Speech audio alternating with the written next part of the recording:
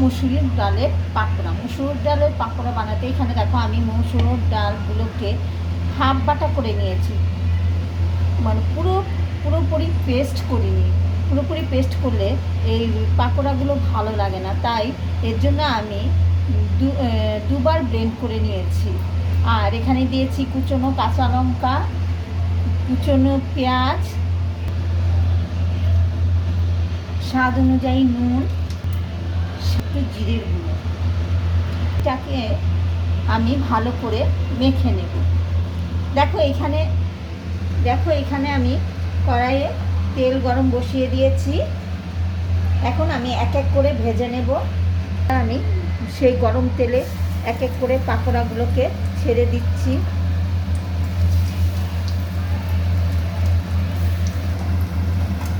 এই দেখো আমাদের বড়াগুলো হয়ে গেছে, পাকোড়াগুলো এখন এক এক করে তুলে নিচ্ছি।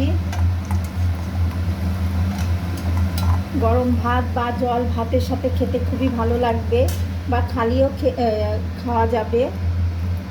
তৈরি হয়ে গেল আমাদের মুসুর ডালের পাকোড়া।